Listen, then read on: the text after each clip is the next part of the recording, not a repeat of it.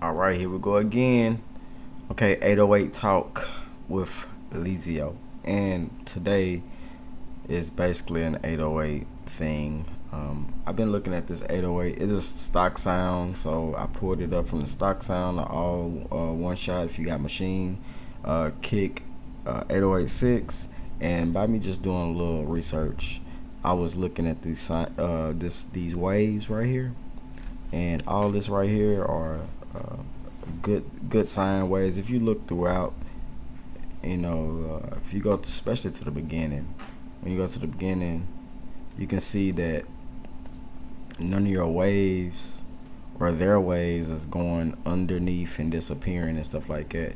So when you got your top peaks like this, that is a very good sign that the audio is to 0 decibel, or I guess that's the higher the range. If you look at this middle line, it's really telling you how quiet the sound can be and how loud the sound can go. So I was looking at this sound. I was looking at this kick drum, and it's a basically good sine wave, if I can say. So today we're gonna do a little something. We're just gonna make a little beat, and then we're gonna make a little kick drum beat, and we're gonna see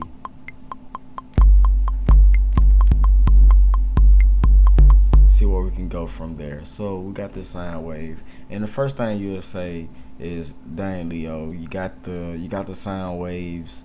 You got the muffler up." So I don't like a muffle. So what you want to do is go to ADSSR.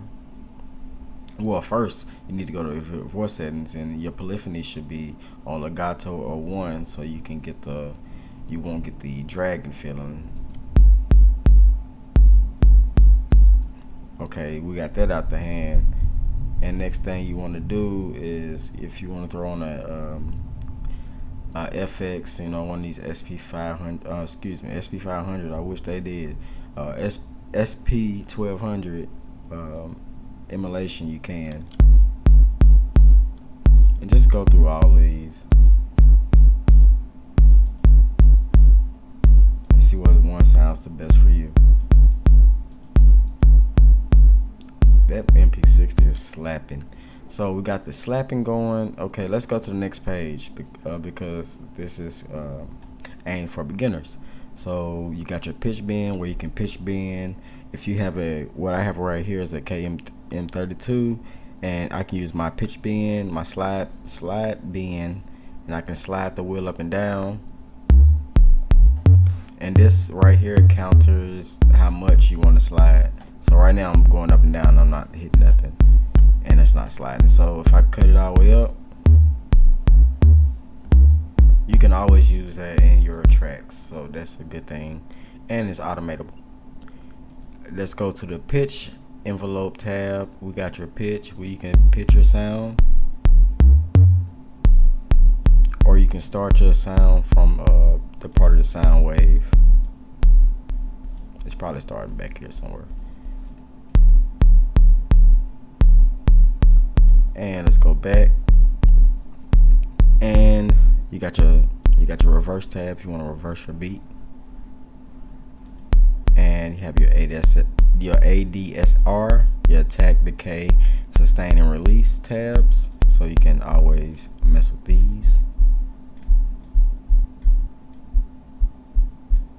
These are good when you have a nice kick drum pumping like this. You can always use like a side chain, and it's good with when you're messing with your ADSR settings, because it helps the side chain, the attack and the release. Okay, now let's go to the next tab, the FX filter tab. Let's go to this tab. Let me see. We got the compressor tab, where you can this is the FX, you can compress your sound.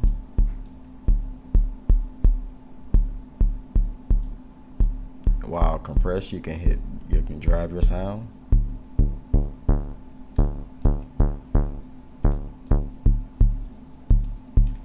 And you can sample rate your sound. And you can really tear it up once you go past a lot of these hertz right here. and you can bit range it. So you can go from 1 bit all the way to 24 bit, I guess. It's 12 bit, excuse me. 1 to 12 bits. So you can make this sound like an SP1200 for real. And you have your filter tab right here. You have your low pass 2. I call it the low pass double. You have your bypass double.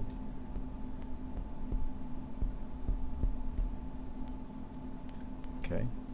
We got your high pass. You got your high pass double. That's what I call the high pass pitch. High pass doubles.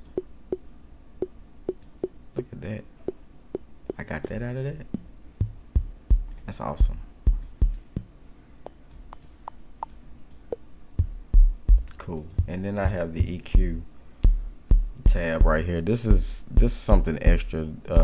This is a extra, almost I would say an engine inside your filter.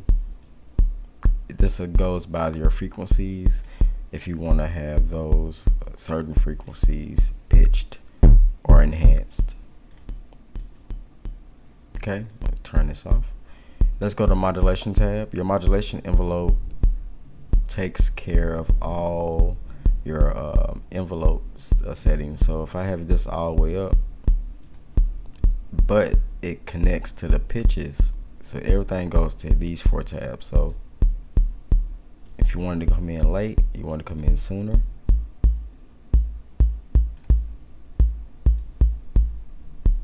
See what I'm saying? So if I double pitched it that way, that's a negative effect. Now we have the decay, which you can use the decay with the pitch if you want to. I'll probably use it with the drive. See, it controls almost all 4 of these almost at the same time. It's cool. So you do a little experiment and you'll find out what's good for you. And for the beginners out there, just trial and error. Just try all these. You might not know what they mean right now, but you will in the future. Okay, guys.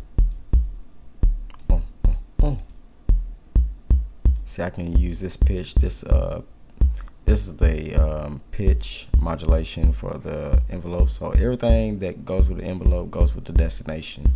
So don't think this goes to another tab, but I will show you some other stuff, because if you go to cutoff right here, this connects to this envelope right here. Anything where it says envelope or filter, that's where it goes to. If I put a low pass and I went back to the modulation tab and the cutoff, because this cutoff right here connects to this filter. Pretty cool. All right, the drive is the same. It goes to this drive feature right here. If you got that on full blaze, you go to modulation and you crank that full blaze or shrink it, it connects. And the pan too, so you'll get that too. Now let's drop these sounds and make them back to default by double clicking them. Left double clicking gets it back to the real settings. Now the LFO is something different. The LFO is a low frequency oscillator, and it can control any of these settings right here. You have your speed and you have your phase, but you can't control none of these without messing with this destination. So the destination we're going to go to is the pitch. You can change it from triangle to rectangle to saw and to random.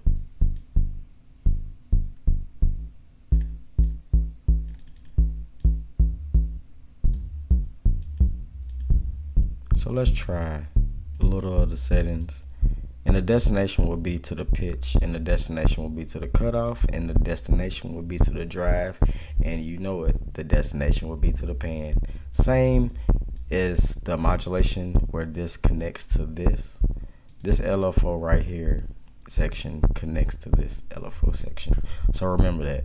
So right here is these are the destinations of the ranges of the speed. So you can have it free speed, you can have it re-triggering, and once you re-trigger, your speed goes up to notes. So you can do a little estimate in math if you want to say knock it now. So what I would do with kick drums is check the phase.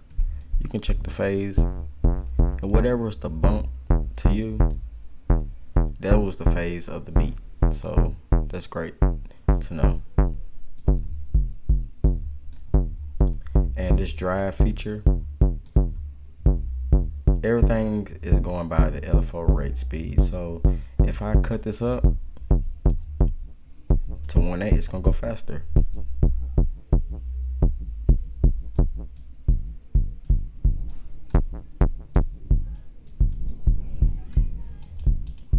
That's so great. All right, guys. Now everything goes, like I said, everything is in the section for a reason. And if you go to your velocity tab, this connects to your velocity of your sounds right here.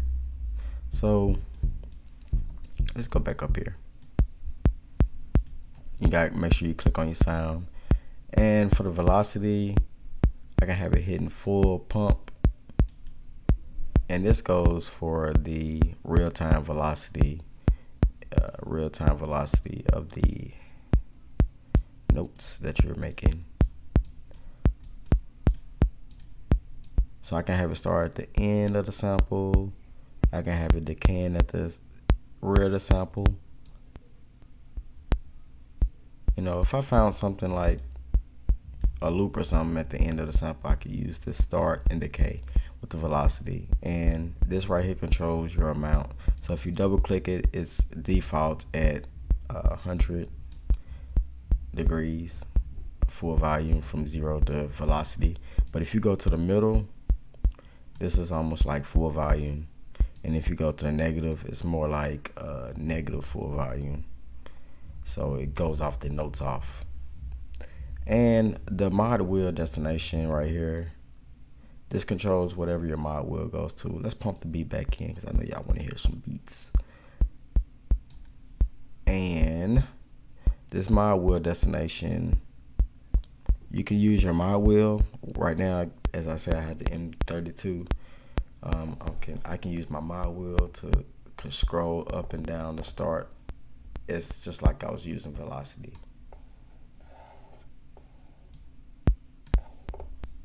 So I'm sliding up and it's getting little velocity, and I'm sliding down, it's getting huge velocity. And same goes with the cutoff. You control everything with the cutoff. Your mod wheel with the cutoff. You can control the mod wheel destination to the LFO rate.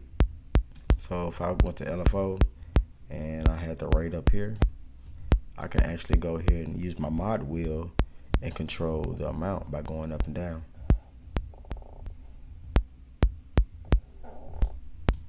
See if I can get you better. Anyway, I'm gonna go to here pitch so you can hear a little bit of it. I think y'all not hearing it. Okay.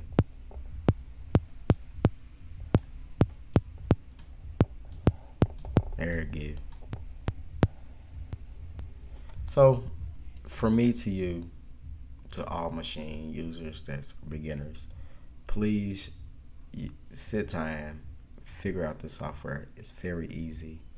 If I was you, I would probably get on YouTube.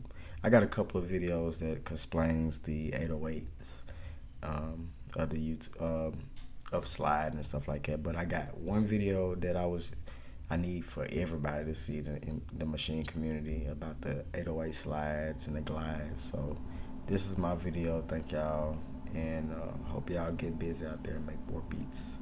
Peace, holla, and like and subscribe. Hollow.